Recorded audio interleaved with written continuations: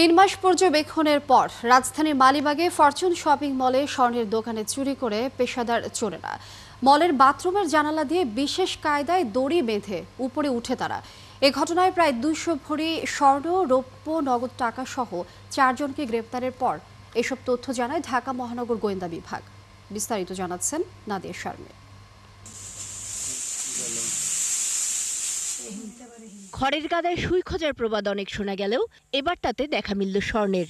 ফরিদপুরের এক বাসাতেই মিলল রাজধানীর মালিবাগের ফরচুন শপিং মলে চুরি হওয়া স্বর্ণের একাংশ। অন্য অংশের খোঁজ মেলে বরিশালের আরেক বাসায়। পেশাদার চোর দলের সদস্য অভিযোগে 4 জনকে 200 ভরি স্বর্ণ সহ গ্রেফতার করেছে ঢাকা মহানগর গোয়েন্দা পুলিশ।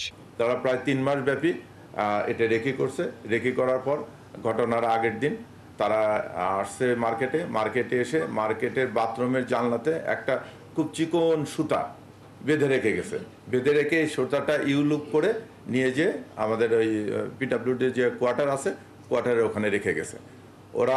এবং বাথরুমের ভিতর দুটো যে বোরকা আপনারা দেখলেন, এই বোরকা দুটো রেখে গেছে। শাবল এবং বোরকা টোকা ওই সেফটি ট্যাঙ্কের ভিতর ফালায় রেখে গেছে। সিসি ক্যামে বোরখা পরে চুরি করতে দেখা যাওয়া আসামিরা মার্কেটের বাথরুমের জানালা দিয়ে ঢুকেছিল বলেও জানান তিনি।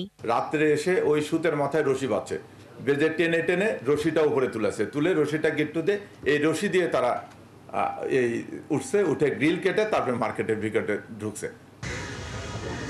চুরির পরপরই নিজের মেয়ে নিখোঁজ হয়ে যাওয়াতে ব্যক্তিগত ঝামেলা সামলাতেই চট্টগ্রামে যায় অভিযুক্ত শাহিন।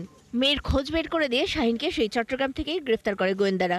তার কাছ থেকেই মেলে চুরির মালামাল সহ বাকিদের খোঁজ। বিক্রি পর্যায়ে যেতে পারেনি, ওরা একটা জায়গায় শুধু দুটো স্বর্ণ গলায় রাখছে, সেটা আমরা উদ্ধার করেছি।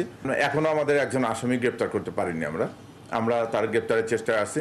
তাকে গ্রেফতার করলে তখন আমরা টোটাল জানতে পারবো যে কত এবং বাকি কোনো স্বর্ণ তার কাছে আছে কিনা। এই শাহিন সুমন জুটি 2021 সালে কর্ণফুলী গার্ডেন সিটি মার্কেটেও চুরির ঘটনায় গ্রেফতার ছিল বলে জানায় গোয়েন্দা পুলিশ। গ্রেফতার হয়েছিল, তারা জামিনে এসে আবার তারা এই কাজ শুরু করেছে। নাদিয়া শারমিন, 71, ঢাকা।